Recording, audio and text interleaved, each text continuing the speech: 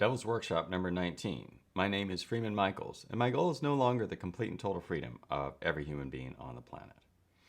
The reason for this pivot is that not everyone wants the responsibility to be free or to take this path forward. And that's certainly their choice, and I'm unwilling to sacrifice the quality of the end goal that could happen by waiting for other people to change course. And the reason for creating a new economy or a side economy, such as a cooperative one, is that other societal solutions that have been proposed, whether or not they are viable or not, don't seem to have a reasonable path forward. So this is the gestalt of Godrich, thriving in organized anarchy, embodying a live and let live philosophy. So Russell Brand recently asked, yeah, we know there's a problem with society, Russell. We know we can't trust the media, the government, big business, but what are we going to do about it? What's your vision for a new world? Instead of prattling on and talking the whole time, give us some suggestions and ideas for an alternative way of living together. In 2014, Represent.us did a few videos that highlighted how democracy was statistically not working for people. And here's a small clip.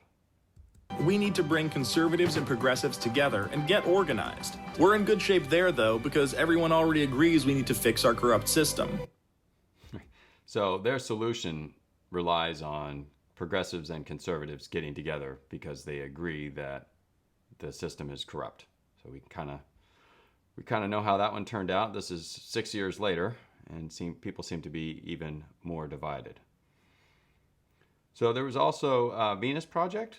This is a resource-based economy, and I like the idea, but it's still, at least to get to that point, it requires that we appeal to authority. So the Zeitgeist movement, which made the Venus Project more popular, just became a million-person advocacy organization, basically suggesting that politicians are going to solve our problems, politicians and business leaders. And you look at what the Venus Project is still up to. They're still fundraising and acquiring land. So we need a system that's going to move a little faster. It's been several decades, and we need change pretty much yesterday. Quick review of past videos before I get started on this one. This initial video I did was a cooperative economy in 7 minutes, had the goal of getting people to shift their thinking to a perspective of the goal being the service, the goal of their time. That means that you work directly, say, to get food, and that usually means growing it or cooperating with someone to grow it, as opposed to working for money and then buying food. And then I did a live stream, and that was talking about reasons for changing focus and some bigger picture steps to take. A little bit later, I did Devil's Workshop 13, and that was a philosophy of time usage and energy usage. So the energy being where you can use all the energy during the day because it's free from solar, and you use that to get things you need as opposed to just offsetting costs from the business world. And the philosophy of time was that you would be spending your time making the goal be the service as opposed to working for money. Then I did Devil's Workshop 14, how a node can start and grow.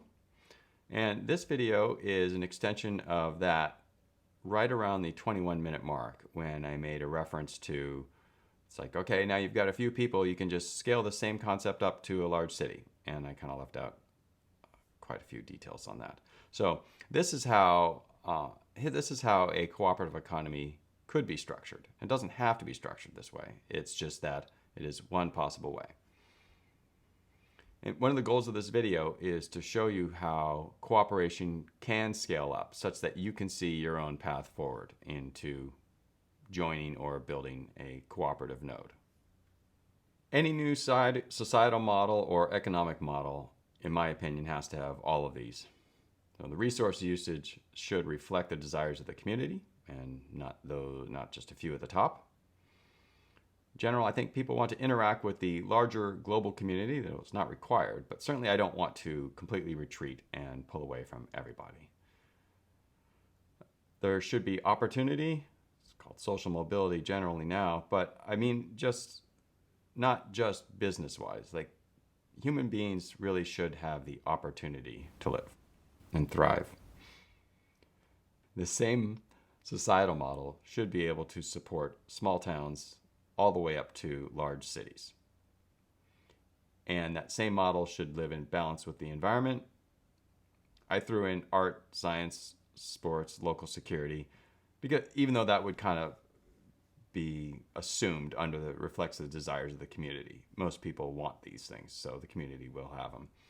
And I also threw in local security because a lot of people think anarchy and they're just like everything is chaos and no one's in charge. Well, you can live in an anarchic world. I would argue you probably already do.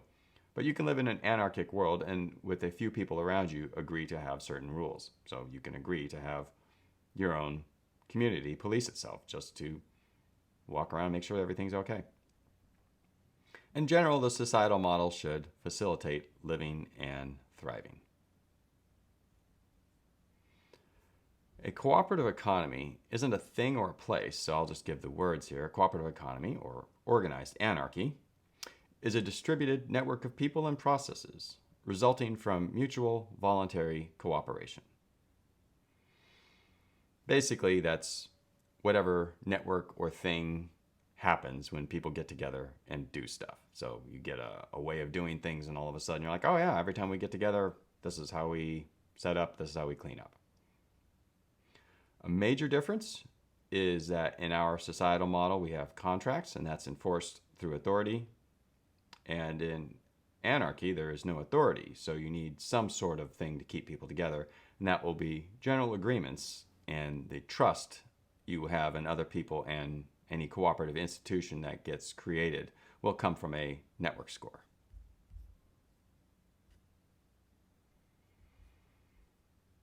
Some more definitions. Capitalism, just going with the very basics. Capitalism is the view where the goal is to acquire capital. Nothing special, that's it. So this Star Trek character kind of embodies capitalism. It says, treat people like you treat your family, exploit them. Oftentimes in the divisive political world, they conflate capitalism with the free market. The free market is not capitalism. The free market is basically anytime people are free and they're free to exchange things. That's the free market. Capitalism destroys the free market because the goal is to acquire capital, not for people to be free. And when I say they, this is a lot of conspiratorial talk, but they just is who or whatever happens to be in charge to make some final business decision. And I even threw in a little robot emoji here because, like, maybe this guy's making some final business decision, but he's not really free. He's only probably tasked with managing a bunch of assets from insurance companies and legal firms. And he's in a small box and he has to keep things working. And if he doesn't, then somebody else will. So he may be, in charge in quotes, but not really. And if a human being can't get it done, then they'll probably just be replaced by an AI or something else. So it doesn't matter what's there. It matters how it responds to the world.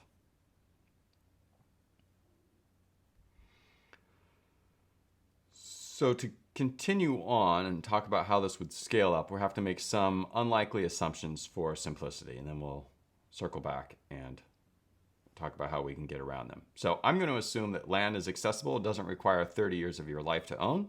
I understand that's unlikely. I'm going to assume that resources are going to continue to be available and the economy survives the transition.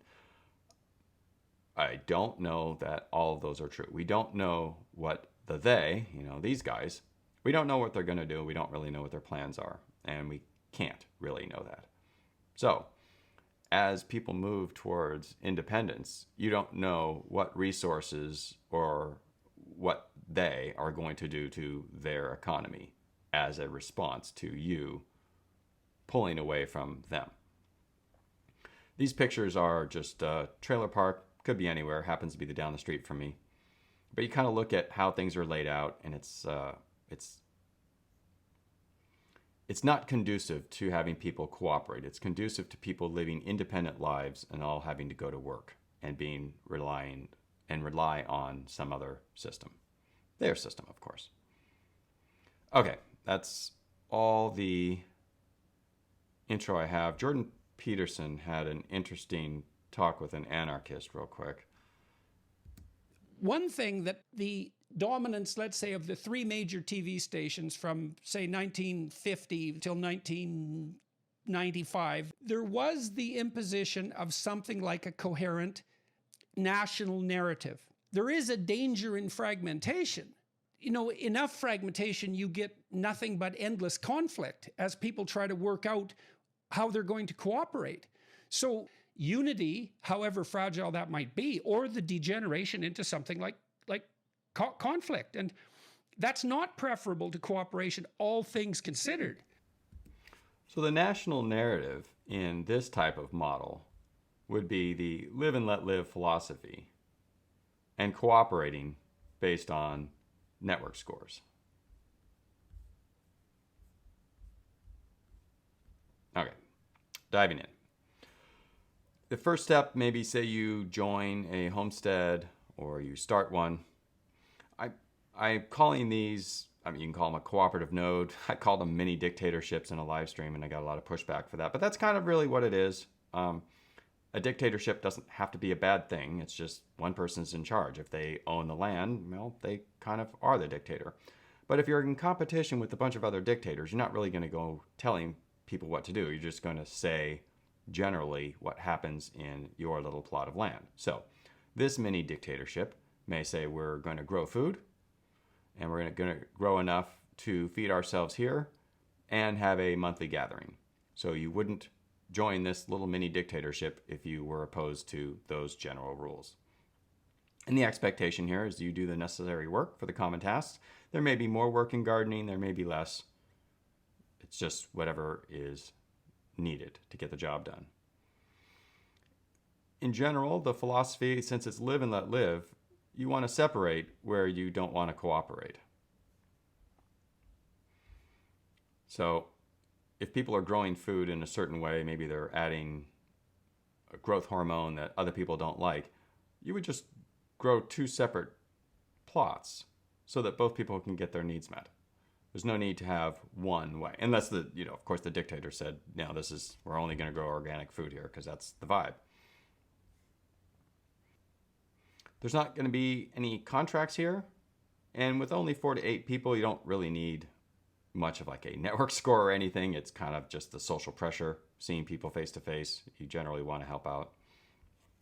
And if someone's not pulling their weight, you generally want to pull away from that person. So this monthly neighborhood gathering, maybe on the front porch. So this is kind of like your little community's access to the public or public face.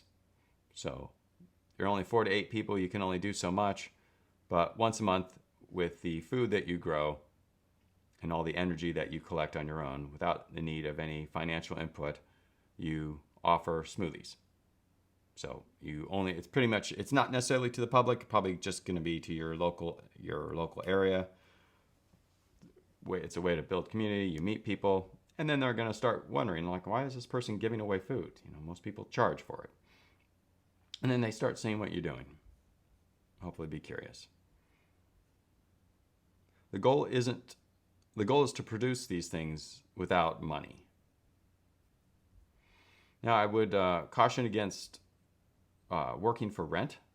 You don't want to get too much into the contract area of things. And at the same time, you do have a bit of landlord and tenant relationships. So that's something to be concerned about. But in general, if you are getting together with people with the intent to cooperate, you're not trying to extort and exploit the other people. You're trying to make it easy. So you're not going to want to get legalese and whatnot involved. That's just it'll harm your network score because the next group of people you're going to cooperate with are like, oh man, that person was a real pain in the butt and they sued the other people, blah, blah, blah. So, and if it's important enough for you to do it alone, then you should do it alone as opposed to expecting other people to do it. Like if you want the food to be grown cleaner, then you should grow cleaner food. Basically, both parties should be happy to do it. Otherwise, you should probably try and do it alone. So this would be 4 of those same nodes put together. And I know that really challenges some of the unlikely assumptions I put out in the beginning, because it's generally hard for one person to get this type of situation where they owned the land and everyone was free to just work and grow food. Most people have to work for money. So for that to happen 4 times right next to each other, especially as the elite seem to own all the important land, is very unlikely. But still, just to get the concept down, I'm going to keep going with this. So this is 16 to 48 people. And let's say the general agreements are, so in each individual community has their own agreements within themselves. And then maybe they've met other people. And so instead of a monthly smoothie front porch gathering, it's now a weekly potluck. And these people grow more meat, so they say bring chicken and steak. Maybe these people grow more wine, so they grow more grapes, so they bring wine, and these people help out with childcare, or maybe they have some musicians, and that adds to the ambiance.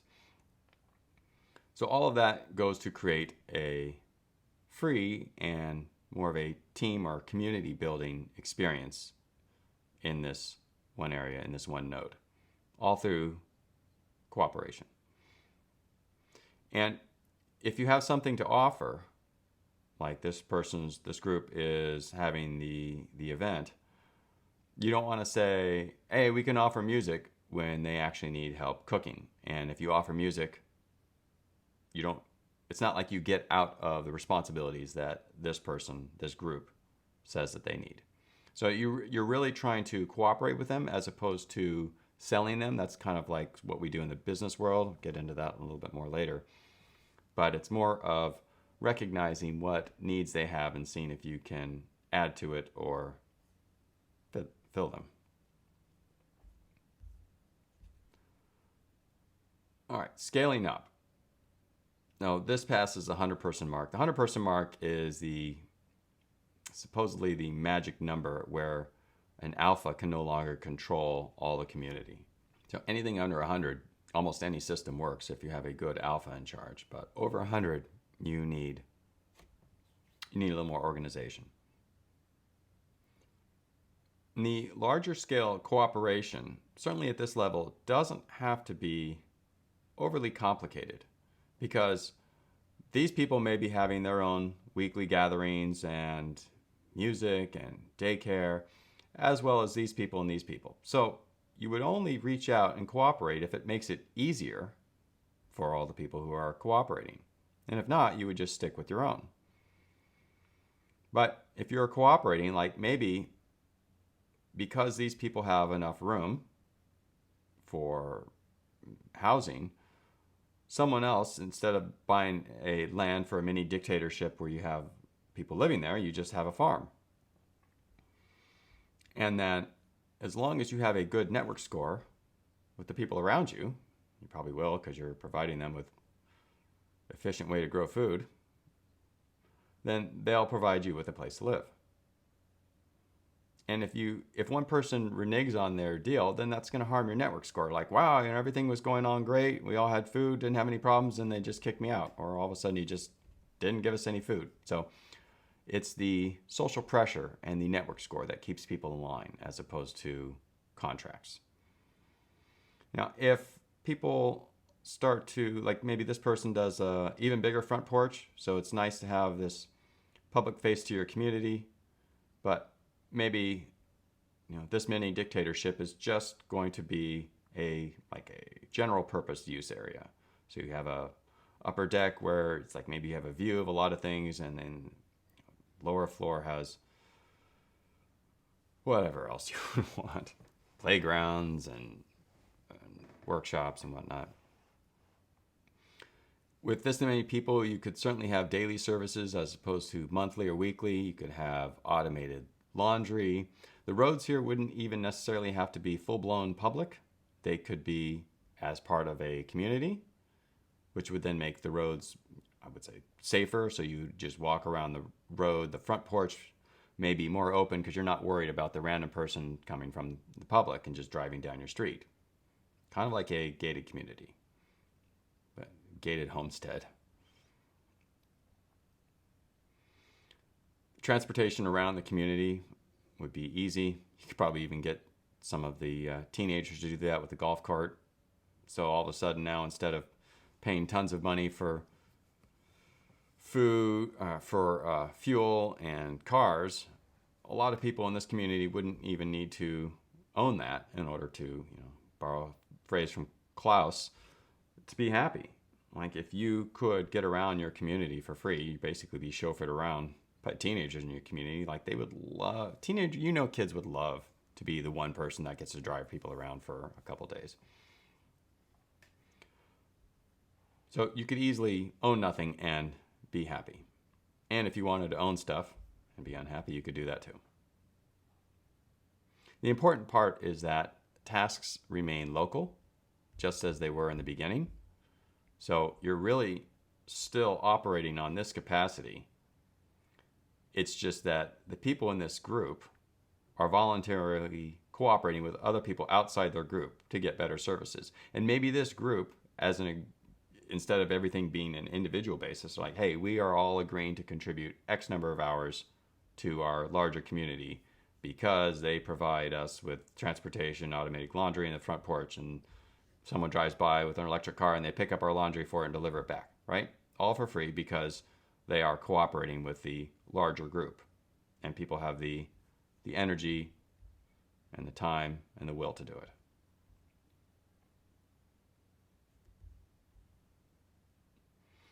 So if you scale up past 300, everything's really the same as before, except you have more opportunity to cooperate because there's more abundance.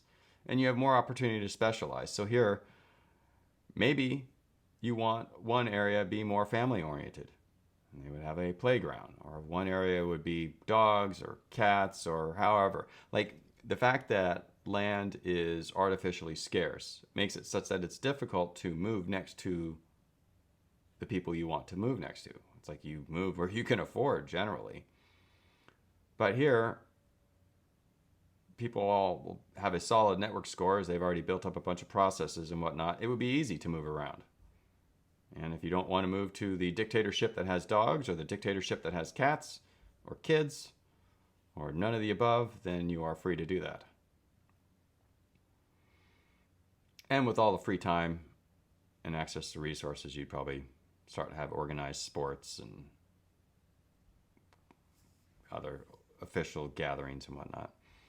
The important part here is that much like in the initial phase, you're allowed to opt out of everything other than the general goal that is set by that one mini dictator, right? You're not like, I'm not going to help you guys garden and I'm not going to help you with the front porch. I'm just going to sit in my house. I'm like, oh, well, no, that's not really cooperating. So I cheated. I just grabbed some image from the internet. I Googled circular city. But these nodes are the result of specialized nodes coming together. And after a large group of people have come together with processes, they're like, you know what? We could do all of this so much better. Like if we designed X, Y, and Z from the start. So you could have a dictator propped up by other dictators because they have a good network score and a trusting relationship to come up with something different. And you can put right out on the front, like here are the expectations. We are expected you're working this much, you're cooperating this much because that's what's needed to either build or grow food. And I think one of the structures that will come out of organizing societies is that there will still be jobs like a mayor. You will still have a mayor of the town, but it may not be that you get elected to be a mayor through democracy and you run for office. It may be just one of the jobs and responsibilities. And maybe not everyone should be mayor. Maybe you have to have a certain trust score or a certain experience. So maybe you have to have X number of days experience working security, X number of days working with food, and it's like you may need a general understanding of the entire node in order to represent them as mayor. And it may be a requirement. You can certainly have this as a general agreement for this whole specialized node. You can have a general agreement to say that mayors are only there for 1 month, and then it's the next person's term. And you are not required, but expected to do that job, just like you are expected to help grow food. Maybe there's an easy understanding where you're no longer growing food or doing something else if you are doing the mayor job. The important part is that it all serves the community, and it's done transparently and done as a demand from the community, so to speak, as opposed to top-down authority. And to determine what projects get built, because resources are going to be limited. So who's to say that the playground gets built before the mother of all front porches? Like maybe somehow you've managed to have community resources pooled together. Like how would you do that? Well, you can use democracy as a way to prioritize things.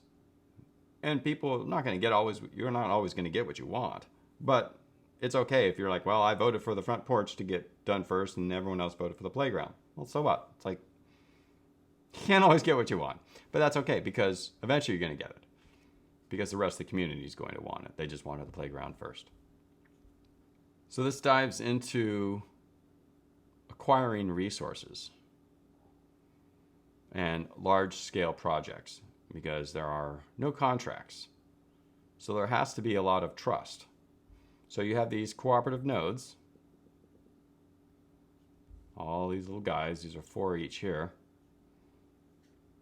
all built with their trust network and their trust scores, and their processes all set up that all work. So a lot of questions is owned by who, and who sets up the general agreements. So if you are going to build a playground, it's like, how does that come about? You're not going to tax these people. Like maybe they don't want to pay for a playground. Well, the reality is that if you want the playground, you should figure out how to get it done yourself. So one person buys it and they set it up, and I spent so much, I'm going to give it to the people who either help me build it or help me fund it first. You could try and fundraise, and disagreements can be addressed by non-access or moving communities. Like, so if this community wanted to build a playground and these people were adamant that no playground would be built, well, the individuals would either move, or this little node would just not cooperate with these nodes. Everyone's free to do what they want. Going back to gathering resources. So you can use the community surplus to make money. And what I mean by that is you're growing tons of food, you have more than you need for everyone here, you're probably going to give it away to the external world. Or you could start selling it. Or maybe you're not selling the food, but because you have an amazing porch with a great view, you start renting it out to weddings or something. But then you get this conflict of interest where you're using community resources to raise money to buy something for the community. And not everyone in that community might want it, might not want it. So there is a conflict of interest. In general, projects probably won't get done until there is a lot of people that want it. And in a sense, that's a good thing. And as more people get access to resources, then the projects will come up to speed faster. But right now, they may not come up to speed because most people have other priorities than playgrounds and front porches. But the important part there was that using the community surplus to make money, even with the general agreement, could cause a conflict of interest, because the whole focus of your life in a cooperative community isn't to make money. It's to live your life, and you may want to grow and build a project, or you may just want to relax. But if all of a sudden the community says, all right, we're all cooperating, but we found this cash cow of our front porch, and now we're just going to make the whole point of the community be about making money through the front porch so we can buy more stuff. So there's a conflict of interest. But still, there's nothing wrong with if you as a community have some way to make money and you're using that money to grow your infrastructure, you can. Generally, projects, being anarchy, have to be handled on a case-by-case basis. But there will be a set of processes and trusts that are set up through the development of these communities. Contracts require enforcement through authority. Let me play this quick Jordan Peterson. A cooperative game would outcompete a tyrannical game over time because tyrannical game had to waste resources in enforcement, whereas a cooperative game didn't because people were voluntarily going to go along with it. If you could choose between two games and one of them involved force and the other didn't, and they had the same end, let's say, that the cooperative game is to be preferred, and it's also more sophisticated. But I would say as well, we actually don't know how to pull that off. Like, you have 330 million people in the United States. It's hard to organize a cooperative game. It may be kind of hard to organize a cooperative game, but I would argue it's probably hard because we're not really thinking along those lines. We're always thinking along the lines of contracts. And we have this assumption that the vibe between when we engage with people is going to be like the one that is created through capitalism. In capitalism, if you're, say, a store clerk, then you have to deal with that random person from the public.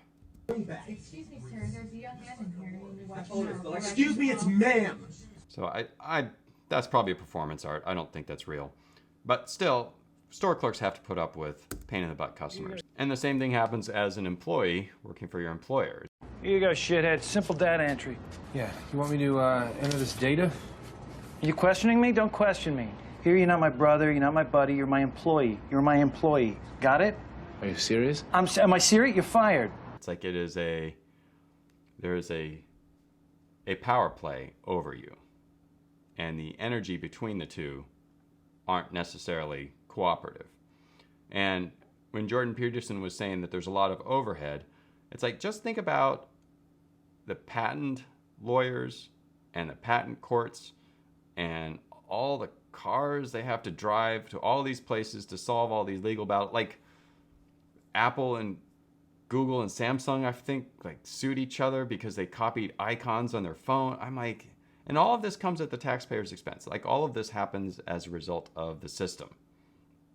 Whereas there's no overhead, there's not much overhead with general agreements. Like, to have a trust score in a network, you actually don't even need computers and the internet. You could just do it on a notepad. But since we have the internet, we might as well use it.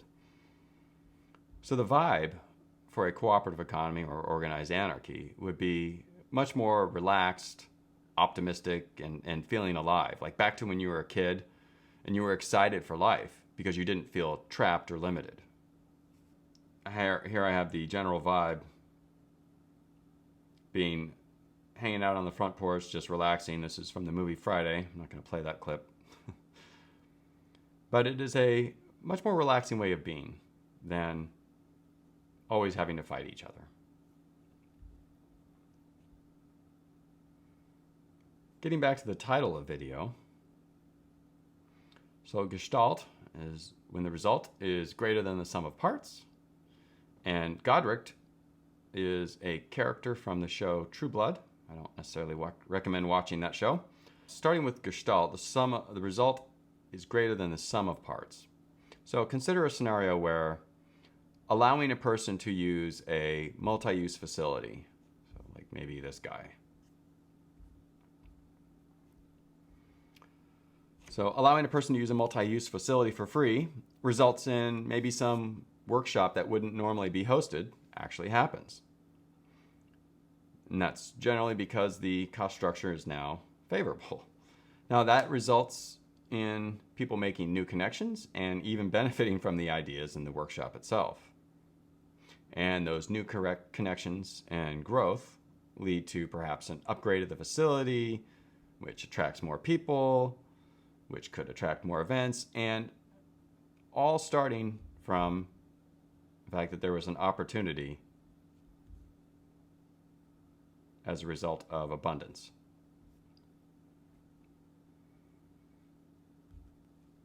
So Godrich he was a vampire, and he had a strong sense of self-control.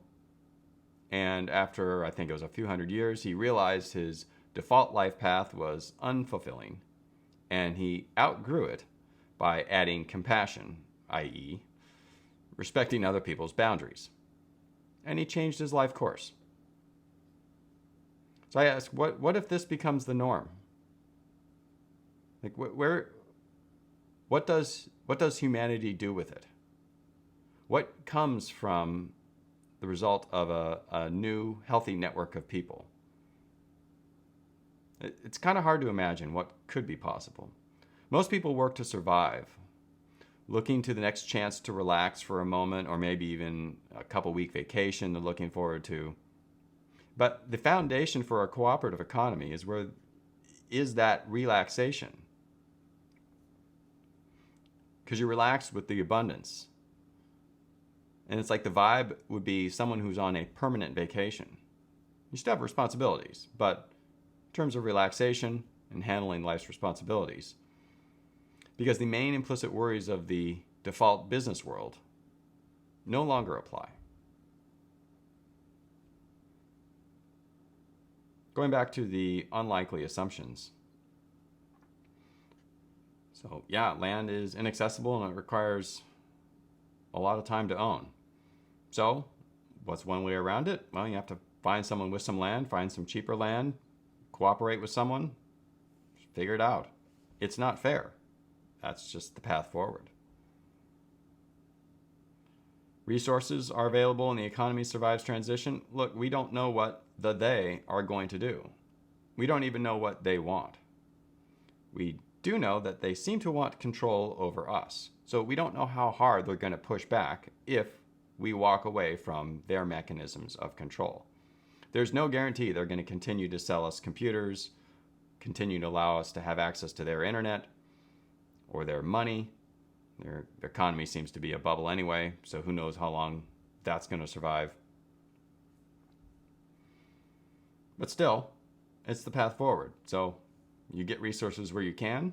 If your life is less dependent on their economy, then you don't have to worry so much how long it survives.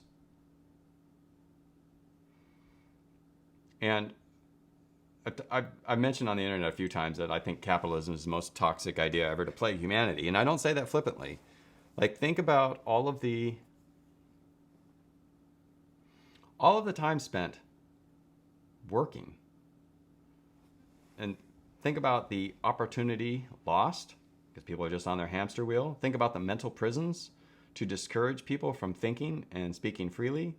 Think about the emotional damage, the altered life paths, like the front porch.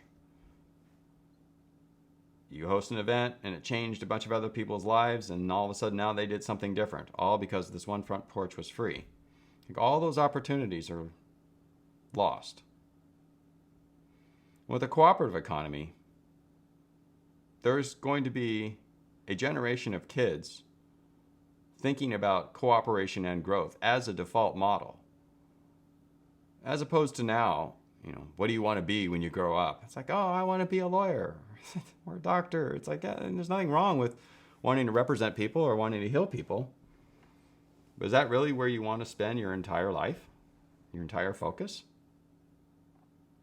Now, if you lived in a community like this, it's difficult to start cooperating, but you could, assuming they allowed you, grow food or collect energy. Like with solar panels, you can pretty much get off the grid electric-wise, and maybe that you could offer fridge or freezer to other people here. Like there's ways to use the energy and the resources here, and they're certainly not encouraged in capitalism.